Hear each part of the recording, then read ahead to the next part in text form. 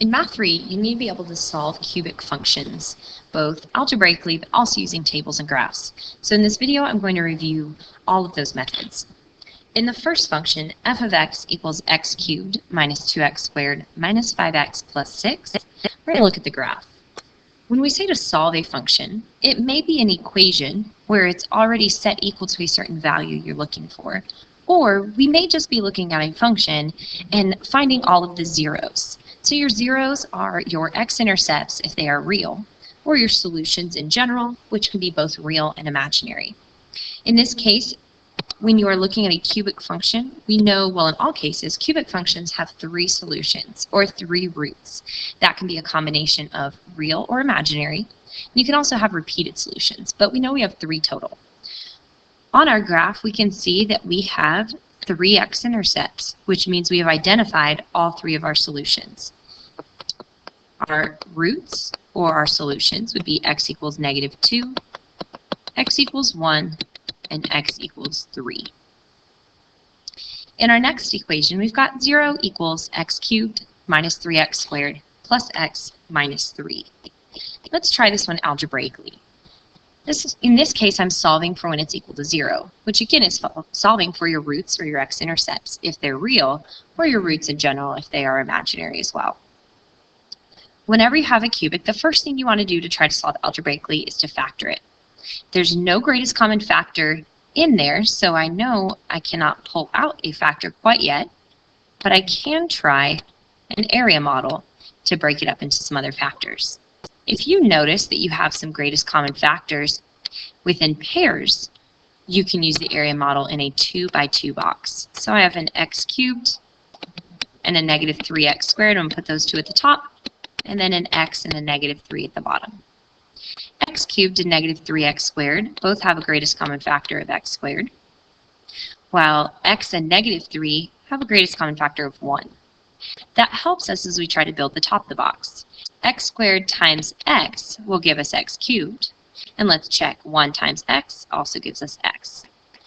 On the next one, x squared times negative 3 would give me negative 3x squared, and 1 times negative 3 gives me negative 3. So we found our factors. We have 0 equals x minus 3 times x squared plus 1. Just like in Math 2, you learned how to solve using factors. Once you know your factors, you set them equal to 0. I have x minus 3 equals 0, and x squared plus 1 equals 0. I'm going to add 3 to both sides in this first equation, so I get x equals 3 as one of my solutions. On this next one, I'm going to subtract 1 from both sides. I get x squared equals negative 1.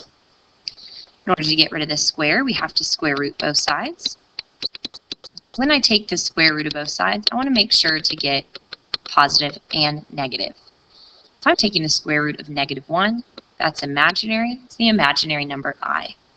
So this part gives me my other 2 solutions. I have 1 real solution, x equals positive 3, and 2 imaginary solutions, and that's x equals positive I and x equals negative I. That gets me 3 solutions total, which is what I would have for a cubic function. So if I had tried to solve this one using a graph or a table, I would only see my real solution in the graph and the table. I wouldn't be able to find my imaginary solutions, which is why it's important that we also use algebraic methods in order to solve. In my final example, I have the function h of x equals x cubed plus x squared minus 7x plus 5. I'm going to try to factor again. I don't see a greatest common factor across the whole thing, so I'm going to start a 2 by 2 area model to see if I can pull out any factors. I notice that x cubed and x squared both have a common factor of x squared, and negative 7x and positive 5 have a common factor of 1. When I go to fill in the top, x squared times x would be x cubed, but 1 times x would definitely not give us 7x, which means I cannot use this method to factor. So I need to start something over. If you cannot find a factor, if you cannot find one of your solutions originally by factoring, you may transition to using the table or the graph to help you get started. So you'll notice here I've got a table from this function. I know one of my solutions or one of my roots is x equals 1, since that's where my y value is 0. That would be an x-intercept. So x equals 1 is one of my solutions. And that means that factor would have been the factor x minus 1. Because when we solve a factor equal to 0, it ends up essentially switching the sign when I get the solution from it, when I solve it and move it to the other side of the equation. So I'm going to use that factor and use my original polynomial to divide to figure out what the rest of the function would be.